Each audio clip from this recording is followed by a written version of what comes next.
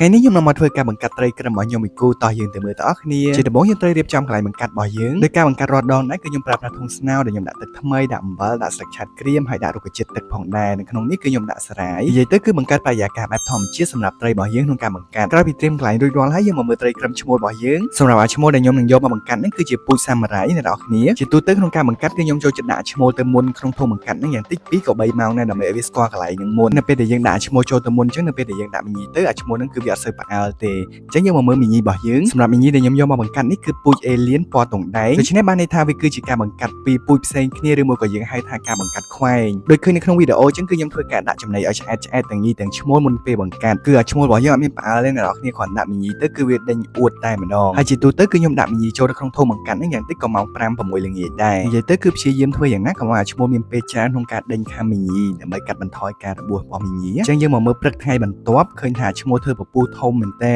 ប៉ុន្តែពួកវាគឺអត់ទាន់ចាប់ផ្ដើមគៀបនៅឡើយទេអញ្ចឹងខ្ញុំធ្វើការបិទក្របវាសិនហើយខ្ញុំមកមើលម្ដងទៀតនៅម៉ោងប្រហែលជា2 រសៀលឃើញថាវាគៀបហើយរួចរាល់ហើយអ្នកនរគ្នាចំណុចដែលប្រាប់ថាត្រីរបស់យើងគៀបរួចរាល់គឺអាឈ្មោលនឹងធ្វើការដេញខាំមីញីចេញពីស្បុកអត់ឲ្យនៅក្បែរស្បុករបស់វាទេអញ្ចឹងពេលនោះហើយដែលយើងធ្វើការដកមីញីចេញយកមកដាក់នៅក្នុងកែវរបស់យើងផ្សេងវិញដល់យើងនឹងធ្វើការទុកអាឈ្មោលរបស់យើងឲ្យនៅមើលពងរហូតដល់ញាស់និងកូនត្រីរបស់យើងចេះហែតទឹកទើបខ្ញុំធ្វើការដកអាឈ្មោលចេញបើសិនជាចង់ដឹងលទ្ធផលនៃការបង្កាត់ខ្វែងនេះទៅជាយ៉ាងណាកុំភ្លេចចុច like ចុច share និង comment ម្នាក់មួយផងអរគុណច្រើនបាយបាយ